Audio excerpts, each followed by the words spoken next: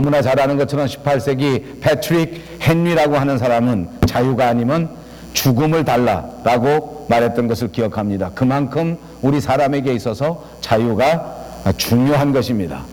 인간의 자유, 그것은 너무 소중해서 그 어떤 것과도 바꿀 수 없는 가장 중요한 것입니다. 우리가 세상에 살면서 불행한 것도 많습니다. 어려운 일도 많습니다. 그러나 우리 인생이 가지고 있는 가장 큰 불행, 그것은 바로 자유의 상실일 것입니다.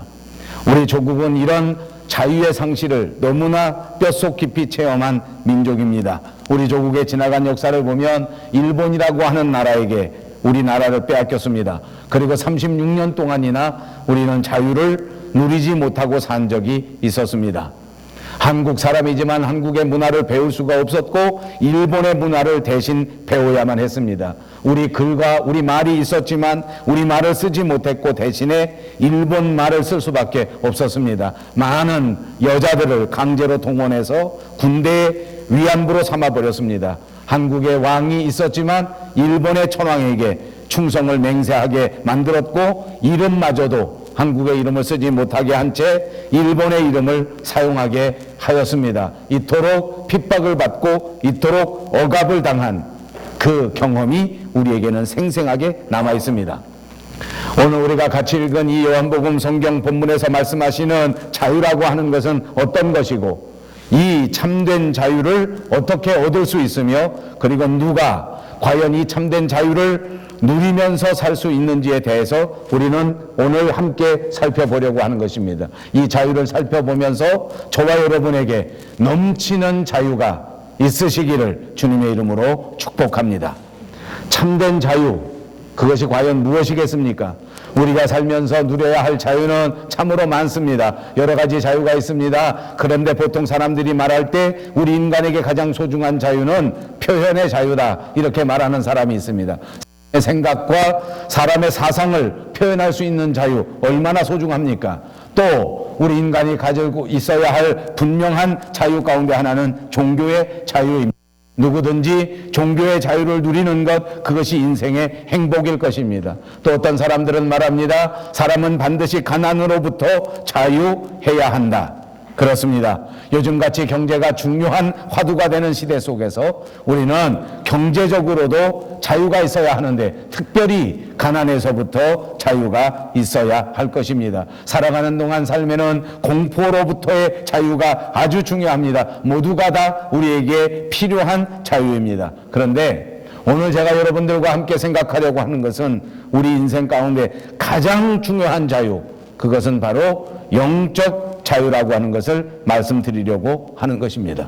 죄에서부터 벗어나 죄의 핍박으로부터 해방되는 자유, 그 자유야말로 세상의 그 어떠한 자유보다도 가장 소중한 진짜 자유, 영적 자유인 줄로 믿습니다. 이런 영적 자유가 저와 여러분에게 강같이 넘쳐나시기를 다시 한번 주님의 이름으로 축복합니다.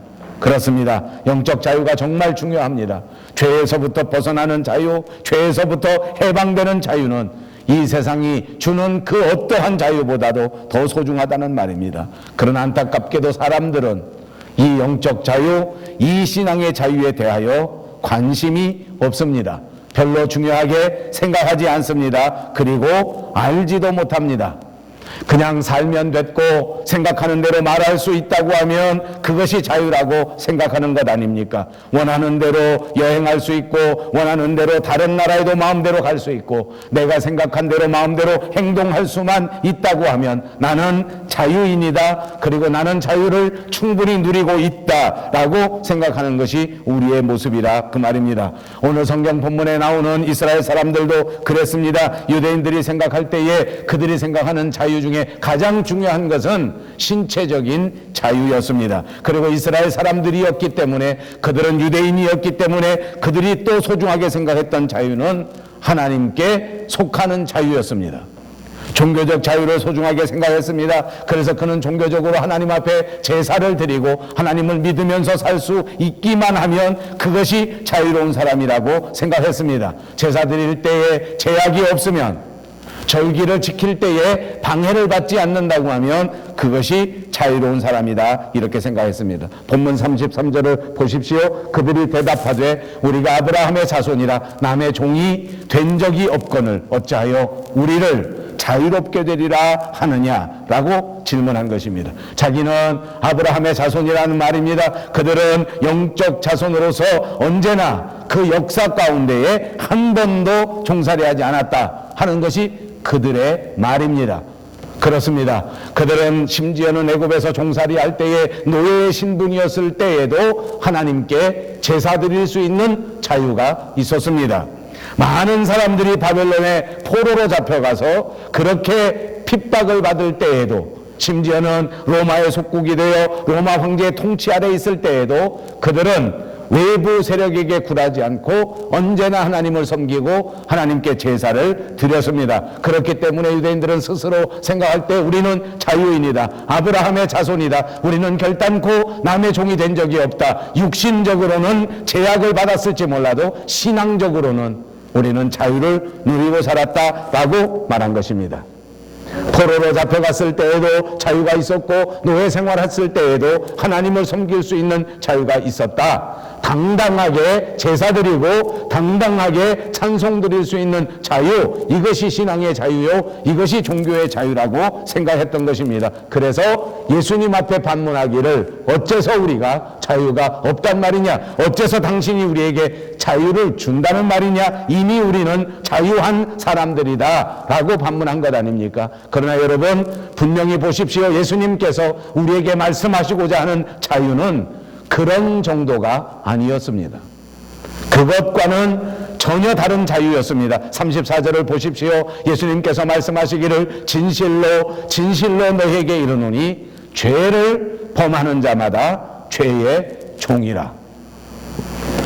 형식적으로는 자유를 누리고 있었지만 겉으로는 제사를 드릴 수 있는 충분한 공간이 있었지만, 그러나 그들이 여전히 죄 속에 있다고 하면 그들은 자유가 없는 사람들이다, 죄의 종이다 라고 분명하게 정의해 주고 있는 것입니다. 죄에 대해서 자유로운가? 이것이 가장 중요하다는 것입니다. 이것이 영적 자유라고 하는 것을 우리에게 말씀해 주고 있는 것입니다. 죄를 범하면 자유롭지 못하다. 죄를 범했으면 그 사람은 죄의 노예가 되고 죄의 종이 된다는 말씀입니다. 아무리 말하고 싶은 대로 말할 수 있고, 아무리 행동하고 싶은 대로 행동할 수 있고, 아무리 원하는 대로 누리면서 살 수 있다고 할지라도 죄에서 자유롭지 못하면 진짜 자유인은 아니라는 것입니다. 죄를 짓게 되면 죄가 우리를 사로잡습니다. 죄를 짓게 되면 죄가 시키는 대로 움직일 수밖에 없습니다. 우리가 죄 속에 빠져 있으면 우리는 분명히 죄의 종입니다. 거기는 자유가 없습니다. 오로지 예속만이 있을 뿐입니다. 주님이 분명히 오늘 우리에게 말씀하셨습니다. 죄를 범하는 자마다 죄의 종이라. 죄의 종이 되는 그 순간 우리에게는 자유가 없습니다. 자유를 잃어버린 채 죄의 사슬에 묶이게 되고 결국은 암흑의 삶을 살게 되고 불행한 인생을 살게 되는 것입니다. 성경은 분명히 말합니다. 죄의 삭은 사망이요 그 후에는 심판이 있을 것이라고 말씀해 주고 있습니다. 마지막 때 심판을 받을 것이요 그 심판 때에 죄를 범한 채 회개하지 않았다고 하면 그들은 분명히 심판을 통하여 어두운 곳에 떨어지게 되고 지옥에 떨어지게 되고 극심한 고통 가운데 그 고통을 겪으면서 살 수밖에 없게 된다는 것입니다. 그렇습니다. 그러니까 죄는 이 세상에서만 우리를 괴롭히는 것이 아닙니다. 그러니까 죄는 이 세상에 있을 때 우리를 얽매일 뿐만 아니라 우리의 앞날, 우리의 미래까지 영원토록 우리를 자유하지 못하게 얽매이는 존재입니다. 우리를 가두어 놓는 존재입니다. 죄를 범했는데 회개하지 못했다면 진정한 자유도 진정한 해방도 있을 수가 없다고 하는 사실을 오늘 분명히 기억하시기를 바랍니다. 그러면 어떻게 자유를 얻을 수 있는 것입니까? 어떻게 참 자유를 얻을 수 있을까? 오늘 본문 말씀에 보니까 참된 자유가 있고 참된 해방이 있다고 하는데, 이것은 성경 말씀에 의하면 인간 스스로 얻을 수 있는 것이 아니다 하는 것을 분명히 알 수 있습니다. 세상 사람들은 자유를 얻기 위하여 데모를 합니다. 세상 사람들은 자유를 얻기 위하여 투쟁합니다. 심지어 자유를 얻기 위해서 폭력을 휘두르는 일도 많습니다. 온갖 방법을 다 동원하여 자유를 얻으려고 합니다. 세상에서 주는 자유는 때로는 이렇게 투쟁하고, 때로는 이렇게 데모하고, 때로는 이렇게 전쟁을 통하여 얻는 경우가 있는 것 같습니다. 그러나 오늘 저와 여러분이 생각하고 있는 이 참된 자유, 영적 자유는 결코 이런 방법으로 얻을 수 있는 것이 아닙니다. 왜냐하면 참된 자유는 하나님께 속한 자유이기 때문입니다. 이것은 우리의 것이 아닙니다. 우리가 얻을 수 있는 것이 아닙니다. 오직 하나님께 속하여 있어 하나님께서 우리에게 주실 때에만 받아 누릴 수 있는 자유인 줄로 믿습니다. 그러므로 우리가 같이 읽은 본문 보십시오. 그러므로 아들이 너희를 자유롭게 하면 너희가 참으로 자유로우리라. 참된 자유를 얻으려고 하면 아들이 우리에게 자유롭게 해주셔야 된다고 말이에요. 인간의 노력이나 인간의 우격다짐이나 인간의 투쟁으로 얻을 수 있는 것이 아니라 하나님의 아들이신 예수님께서 우리를 자유롭게 해 주셔야만 우리가 자유할 수 있다는 말씀인 줄로 믿습니다. 예수님만이 진정한 해방자입니다. 예수님만이 진정으로 우리를 자유롭게 하는 자입니다. 예수님만이 우리를 참된 자유로 만들어 주실 수 있을 줄로 믿습니다. 세상에 살면서 아무리 선한 일을 하고, 세상에 살면서 아무리 수행을 하고, 세상에 살면서 아무리 도를 닦는다고 해도 인간이 인간 스스로 자유를 얻을 수 없습니다. 이 말은 다시 말하면 인간이 인간 스스로 죄의 문제를 해결하지 못한다는 것입니다. 돈으로 죄를 해결할 수 없습니다. 명예를 가지고 죄를 해결할 수 없습니다. 권력마저도 우리의 죄악을 깨끗게 할 수가 없습니다. 오직 예수 그리스도의 십자가 보혈만이 저와 여러분의 죄를 깨끗이 씻을 수 있는 줄로 믿습니다. 십자가의 보혈만이 우리의 죄를 용서하는 것입니다. 십자가에 흘려주신 예수님의 피가 저와 여러분을 죄에서 해방시켜 주시는 줄로 믿습니다. 우리는 인간입니다. 인간은 누구나 다 연약한 존재입니다. 그러므로 우리가 살다 보면 완전히 강하게 살 수 있는 존재는 하나도 없습니다. 완전하게 살아갈 수 있는 사람도 없는 것 같습니다. 다 연약한 존재니까 살다 보면 실수를 할 수밖에 없습니다. 살다 보면 어떨 때에는 죄에 끌릴 수가 있습니다. 어떨 때에는 죄 속에 빠질 수도 있습니다. 그런데 이제 문제는 약하고 실수하고 범죄하는 것보다 더 큰 문제는 그 후에 벌어지는 것입니다. 여러분, 성경의 역사를 보십시오. 많은 사람들이 범죄를 저지릅니다. 많은 사람들이 실수합니다. 하나님의 택한 백성일지라도, 하나님께서 크게 사용하시는 사람이라도 역사를 살펴보면 그가 실수한 적이 있었고 범죄한 적이 있었습니다. 위대한 다윗도 하나님 앞에 범죄한 적이 있지 않습니까? 그러나 문제는 그 이후가 문제더라고요. 많은 사람들이 죄를 저질렀지만 실수했는데 그 실수와 그 범죄를 감추고 그것을 은폐하려고 할 때에 사탄에게 붙들리는 것입니다. 마귀에게 붙들리는 것입니다. 숨기려고 할 때, 감추려고 할 때, 도망가려고 할 때 사탄은 그때를 틈타서 그 사람을 붙들어 버리는 것입니다. 그리고 영원히 사탄의 종을 만들어 버리고 영원히 자유를 박탈하고 영원히 죄 가운데 억압당하면서 살도록 만들어 버린다는 것입니다. 여러분 보십시오. 많은 사람들이 과거의 죄 때문에 자유를 얻지 못합니다. 우리가 저지른 실수 때문에 전전긍긍하고 있습니다. 우리들 가운데 혹시나 지나간 과거에 지었던 죄 때문에 고민하고 있는 분은 계시지 않습니까? 오늘 예수 그리스도의 보혈을 의지하시기를 주님의 이름으로 축원합니다. 주님의 보혈만이 우리의 죄를 깨끗게 하시고 주님의 보혈만이 우리를 죄로부터 완전히 해방시켜 주실 수 있다고 하는 사실을 믿으시기를 바랍니다. 그러므로 주님 앞에 십자가 앞에 우리의 모든 죄악을 내려놓고 우리의 허물도 우리의 실수도 우리의 지나간 날의 모든 추악한 죄악마저도 주님 앞에 고백하시기를 바랍니다. 그러면 십자가 위에 주님이 그 위에서 흘려주신 그 보배로운 피로 우리를 깨끗이 흰 눈과 같이 양털과 같이 씻어 주실 줄로 믿습니다. 사랑의 주님은 우리를 용서하십니다. 사랑의 주님은 우리를 다시 씻기십니다. 사랑의 주님께서 우리에게 영적 자유를 주시는 것입니다. 사랑의 주님, 십자가의 주님이 우리를 참된 자유로 인도해 주실 것입니다. 그렇습니다. 이 자비한 주님 앞에 엎드려져서 모든 것을 고백하고 용서받으면 그러면 우리가 행복한 삶을 살 수 있는데 그럼에도 불구하고 많은 사람들이 여전히 주님 앞에 나오지 못한 채 흑암의 세력 때문에 참된 자유를 누리지 못하고 밤에는 밤잠을 이루지 못하고 불안하면서 두려워하면서 살아가는 불쌍한 인생을 사는 사람이 얼마나 많은지 모릅니다. 사랑하는 여러분, 오늘 우리가 이 말씀을 바라보면서 우리는 다시 한번 자유의 사람들이다. 십자가의 보혈로 깨끗이 씻김받은 사람들이다. 이제는 더 이상 지나간 과거의 실수가, 지나간 과거의 잘못이, 지나간 과거의 죄가 우리를 얽매일 수 없다. 우리를 주장할 수 없다. 악한 마귀는 한 길로 들어왔다가 7길로 나간다. 확실히 믿고 확실히 의지하고 결코 악한 세력과 결탁하지 않는 참된 해방자들이 다 되시기를 바랍니다. 그러면 과연 누가 참된 자유를 누릴 수 있는 것입니까?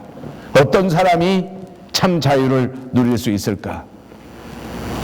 사실 예수 그리스도의 십자가의 보혈을 의지하여 자신의 죄를 고백하고 예수님을 자신의 구세주로 영접했는데도 불구하고 안타깝게도 자유를 누리지 못하는 사람들이 우리 주변에 많습니다. 교회 다니면서도 여전히 죄하고 깨끗이 단절되지 못하고 분명한 자유를 누리지 못하는 사람들이 있단 말입니다. 분명히 십자가에서 용서받았으므로 다시는 죄와 상관없이 흑암과 상관없이 마귀 사탄과 상관없이 참 자유를 누리면서 살아야 하는데 그렇게 누리면서 살지 못한다는 것입니다. 왜 그렇겠습니까? 여러분, 정확하게 말하면 자유를 얻는 것과 자유를 누리는 것, 이것이 서로 다르기 때문입니다.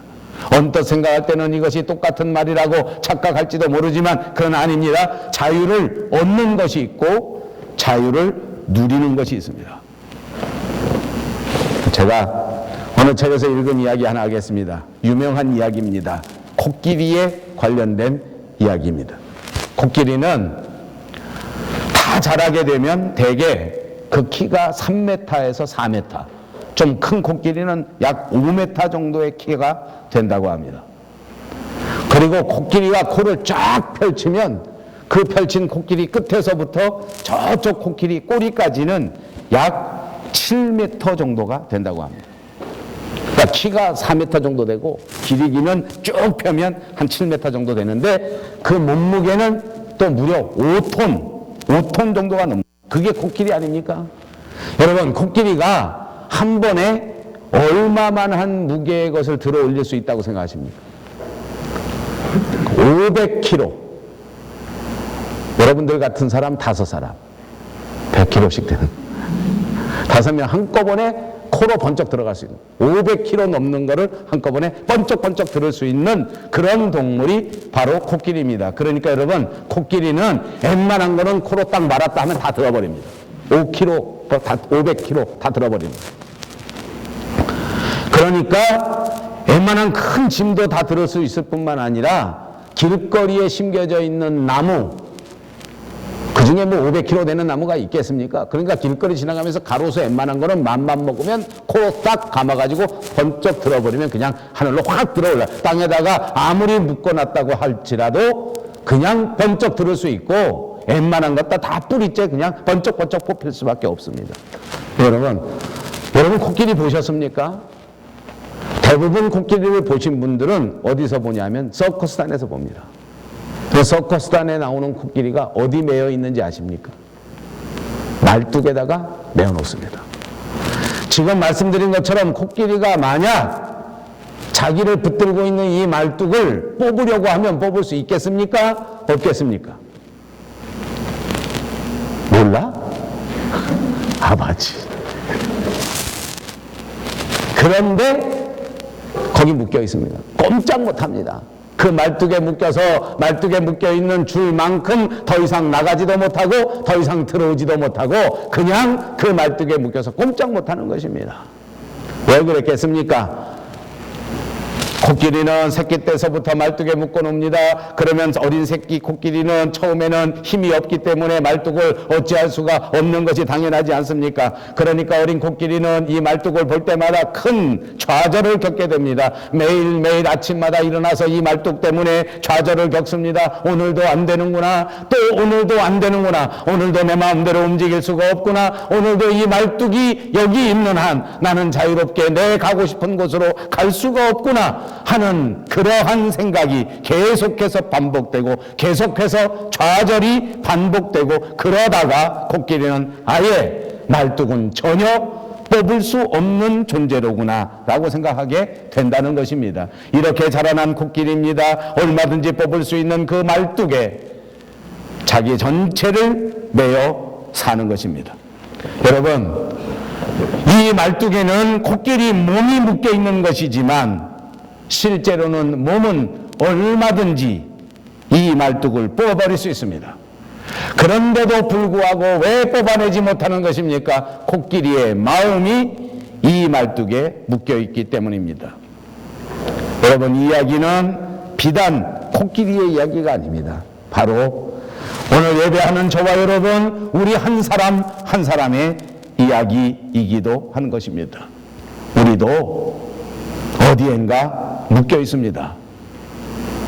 하나님이 보실 때에는 얼마든지 벗어날 수 있는데 부모가 볼 때에는 얼마든지 벗어날 수 있는데 이 자식들이, 이 자녀들이 코끼리처럼 그 조그마한 죄의 말뚝에 묶여서 사는 거예요. 그 조그마한 욕정의 말뚝에 묶여서 꼼짝도 하지 못하는 것이에요. 예수 그리스도를 믿어 하나님의 아들이 되었는데, 예수 그리스도와 더불어 하나님의 딸이 되었는데 그 능력을 누리지 못하고 사는 것입니다. 마음이 묶여있기 때문입니다. 죄에 묶여있기 때문입니다. 세상에 묶여있기 때문입니다. 아니요, 우리는 하나님의 아들입니다. 하나님의 딸입니다. 이제 우리가 분명히 우리의 마음에 짐을 내려놓고 예수 그리스도의 십자가의 보혈을 의지하기만 하면 이 모든 죄에서 벗어나 이 모든 세상의 한계를 뚫고 하나님 안에서 거룩하게 살아갈 수 있는 존재인 것을 믿으시기를 바랍니다. 주님의 믿음과 더불어 승리할 수 있는 사람이 되었다는 사실을 믿으시기를 바랍니다. 특권을 받았는데 누리지 못합니다. 특권을 얻었는데 어떻게 쓰는지를 모르는 것입니다. 코끼리는 이미 힘이 있는데 그 힘을 어떻게 쓰는지를 모르는 것 아닙니까? 이미 그리스도 안에서 자유를 받았는데, 이미 믿음의 능력을 받았는데, 그런데 이것을 누리지 못하고 있단 말입니다. 이것이 그리스도인들의 자화상입니다. 오늘 예수님께서는 31절과 32절을 통해서 어떻게 하면 참된 자유를 누릴 수 있는지 그 방법을 분명하게 말씀해 주셨습니다. 그러므로 우리가 다 같이 다시 한번 31절과 32절을 보겠습니다. 그러므로 예수께서 자기를 믿은 유대인들에게 이르시되 너희가 내 말에 거하면 참으로 내 제자가 되고 진리를 알지니 진리가 너희를 자유롭게 하리라. 우리가 참된 자유를 얻으려고 하면 몇 가지 조건이 있다는 것입니다. 첫째는 예수님을 믿고 영접할 때 자유를 얻을 수 있는 것입니다. 이것은 자유를 얻는 것입니다. 우리가 영접하면 자유를 얻게 됩니다. 아직은 누릴 수 있는 단계는 아닌 것 같습니다. 우리는 예수님께서 자신을 믿고 따르는 유대인들에게 말씀하실 때에 너희가 내 말에 거하면 참으로 내 제자가 되고 진리를 알지니 진리가 너희를 자유롭게 하리라, 이렇게 말씀하신 사실에 분명히 주목해야 됩니다. 참된 자유를 누리려고 하면 단순히 예수님의 말씀을, 예수님을 믿음으로 영접하고 죄 용서받는 그것만 가지고는 만족되지 못한다는 것입니다. 참된 자유를 누리려고 하면 예수님을 믿고 예수님을 영접하는 것은 물론이지만 그 다음 둘째로 예수님께서 하신 말씀을 받아들이고 그 말씀 안에서 살아야 될 줄로 믿습니다. 그러므로 우리가 참된 자유를 누리려고 하면 예수님이 하신 말씀 안에 거할 때 우리가 그 참된 자유를 맛볼 수 있는 것입니다. 그렇습니다. 우리가 예수님을 믿는 것은 당장 가능한 일입니다. 우리가 예수님을 영접하여 하나님의 자녀가 되는 것은 지금 이 순간만 있어도 되는 일입니다. 그러나 믿었다고 해서 즉시 참된 자유를 누리며 사는 것은 아닌 것 같습니다. 우리가 말씀 안에 거하는 것만큼 진리를 깨달을 수 있게 되기 때문입니다. 내가 진리를 깨닫고 경험할 때에 비로소 자유를 누릴 수 있게 되는 것입니다. 여러분, 이거는 우리가 먹는 음식과 비유해서 생각해 보면 아마 이해가 빠르실지 모릅니다. 음식이 있습니다. 먹음직한 산의 진미가 있습니다. 그러나 여러분, 이 음식을 보고만 있으면 결코 이 음식이 우리 몸속에 들어와 피가 되고 살이 되지는 못합니다. 물론 요즘에 하도 다이어트를 해야 되니까 배가 고픈 사람들이 음식을 보기만 한다 하는 말을 들은 적이 있습니다. 보기만 해도 괜찮다. 먹진 않는다는 거예요. 살 빼야 되니까. 여러분, 보고만 있으면 음식이 피가 되는 건 아닙니다. 음식이 피가 되는, 구경만 해가지고 되는 게 아니에요. 음식은 보았으면 어떻게 됩니까? 먹어야 되는 거예요. 맛있게 먹을 때 몸 안에 들어오게 되고 그렇게 할 때 소화가 되고 소화된 음식이 되어야 우리 몸에 피가 되고 우리 몸에 살이 되는 줄로 믿습니다. 그러므로 사랑하는 여러분, 우리가 예수를 믿는 것은 똑같습니다. 보기만 하면 누리지 못합니다. 매일 와서 예배를 보기만 하면 절대 피가 되고 살이 되지 않습니다. 예배를 드려야 합니다. 주님의 말씀이 내 안에 들어와야 합니다. 내 심령 속에 예수님의 말씀이 들어와야 합니다. 그래서 소화가 되어야 된다, 그 말입니다. 그 말이 우리 말씀 안에 들어와서 우리 심령 안에서 하나님의 말씀이 능력으로 발휘되고 그 말씀이 우리 안에 거하면 나도 그 말씀과 같이 거하게 돼서 예수님이 하신 말씀대로 생각하게 되고 예수님이 하신 말씀대로 행동하게 되고 예수님이 하신 말씀 가운데에서 살아가게 되는데, 그렇게 될 때에 예수님의 제자가 된다고 말씀하고 있지 않습니까? 그럴 때 예수님의 제자가 참 자유를 누리면서 살아갈 수 있다는 것입니다. 그렇습니다. 참된 자유를 누리려고 하면 이같이 말씀 안에 말씀을 누리면서 살아가는 자들이 되어야 한다는 것입니다. 마지막 한 가지를 더 강조한다고 하면 참된 자유를 누리려고 하면 성령 충만한 삶을 살아야 할 줄로 믿습니다. 고린도후서 3장 17절에 주는 영이시니 주의 영이 계신 곳에 자유함이 있느니라 라고 말씀하셨습니다.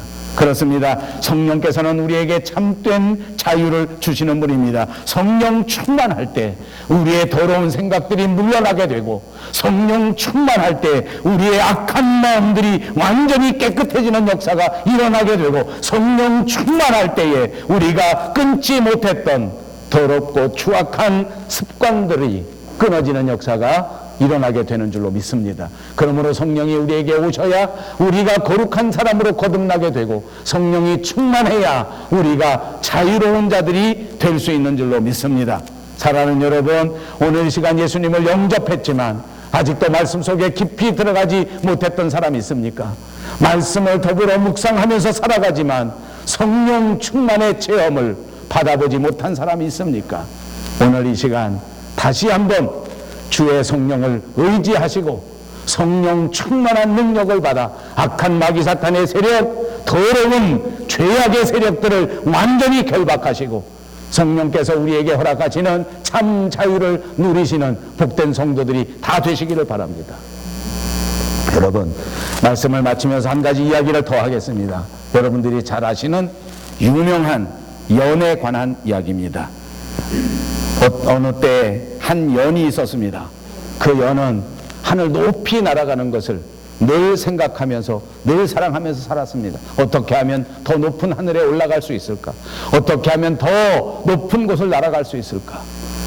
그 연은 언제나 바람을 받아서 하늘 높이 올라가면서 하늘에 차고 올라갈 때에 얼마나 기쁜지 그 연 자체가 기쁨을 느끼고 연은 정말 말할 수 없는 행복감을 느꼈다고 말하고 있습니다. 연은 바람이 불어올 때 점점점 사명감이 생겨집니다. 불어오는 바람의 느낌이 마음속에 온몸에 다 들어옵니다. 그래서 불어오는 바람에 자기 몸을 맡기고 높이 올라갑니다. 점점